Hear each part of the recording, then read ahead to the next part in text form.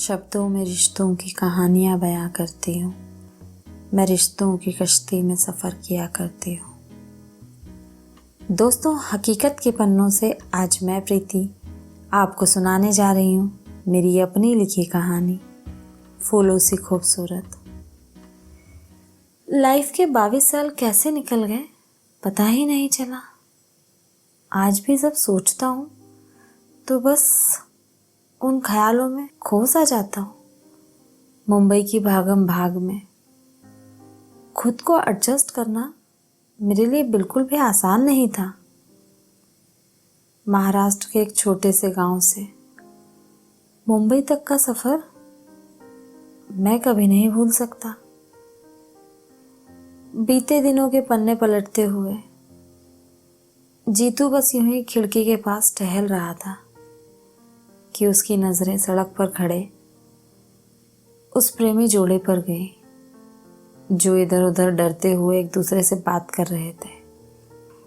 उन्हें देखकर उसे लोनावाला की वो ट्रिप याद आ गई जहां दिनेश ने उसे और पाखी को कितना बुद्धू बनाया था। बस अभी वो किस्सा याद ही आया था कि दिनेश का नंबर उसकी फ़ोन स्क्रीन पर घनघनाने लगा।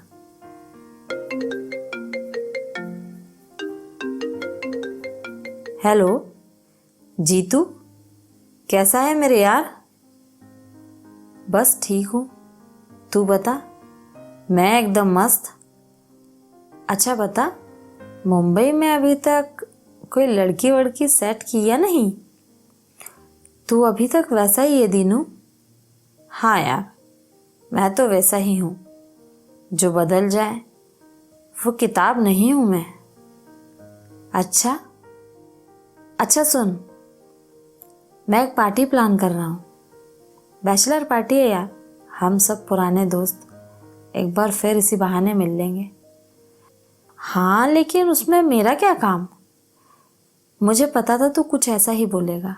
चिंता मत कर, पाखी भी आ रही है और मैंने पता लगा लिया है, वो भी अभी तक सिंगल ही है। मैंने उसे भी मना लिया है। तो तू अब ज़्यादा नानुकुर मत कर, पार्टी में टाइम पर पहुंच जाना। अगर पाखी सेट होती है तो ठीक है, वरना कोई और तेरे लिए सेट करवा देंगे। मैं नहीं आ रहा किसी पार्टी वार्टी में। सुन जीतू, मैं कुछ नहीं जानता हूँ, तू आ रहा है बस। अच्छा सुन, मैं फ़ोन रखता हूँ, ऑफिस के लिए निकल रहा हूँ। दिनेश ने तो फ़ोन रख दिया था, लेकिन जीतू अचानक थोड़ा परेशान था।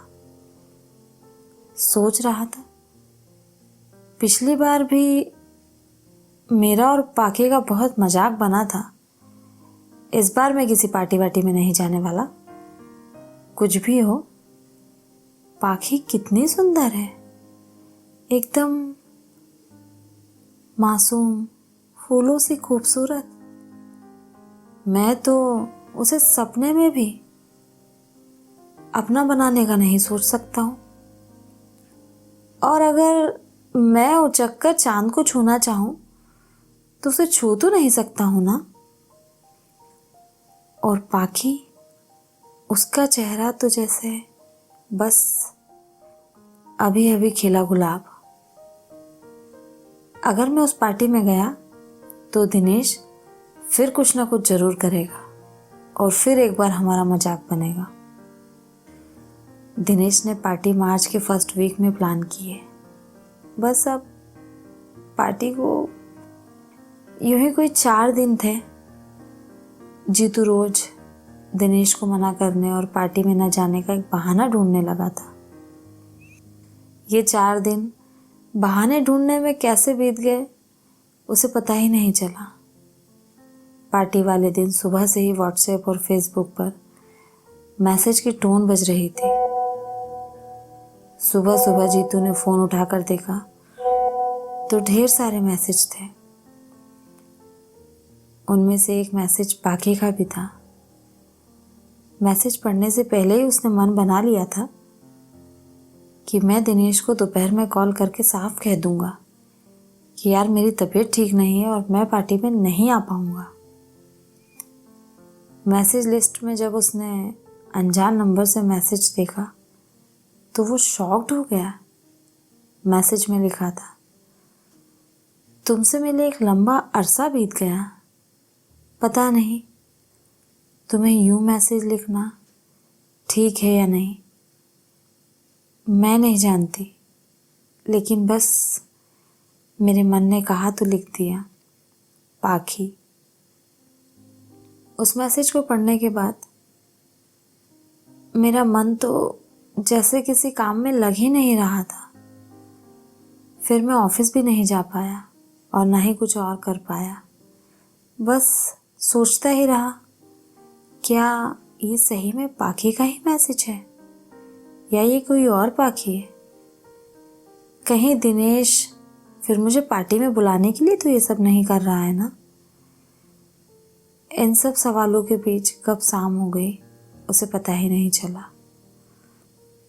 अब पाखी के उस मैसेज का सच जानना ही जीतू के लिए ज़रूरी था, इसलिए बगैर कुछ सोचे समझे रेड एंड ब्लैक के कॉम्बिनेशन में वो पार्टी में पहुंचा।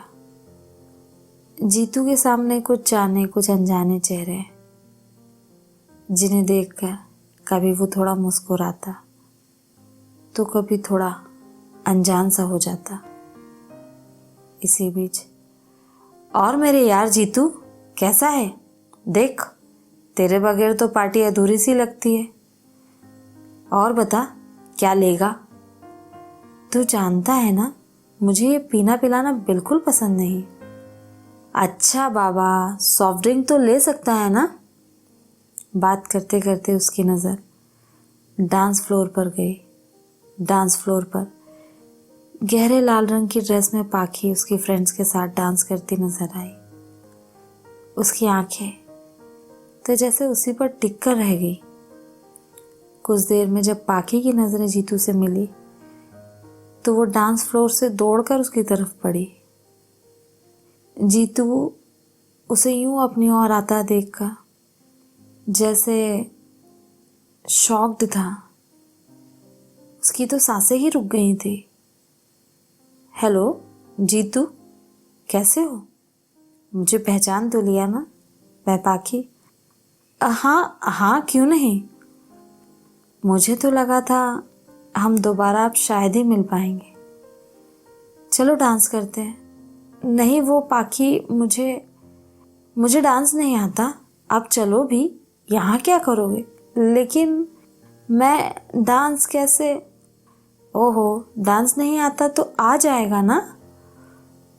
पाखी का उससे यूं डांस करने की जिद करना जैसे जीतू के उन अनसुलझे सवालों का जवाब था जो उसके मन में पाखी और उसके रिश्ते को लेकर थे। बस इतनी सी थी ये कहानी। दोस्तों, आपको मेरी कहानी पसंद आई हो तो मेरी कहानी को लाइक और शेयर ज़रूर करें। और अगर आप मेरी कहानी पहली बार सुन रहे हैं तो मेरे चैनल को सब्सक्राइब ज़रूर करें।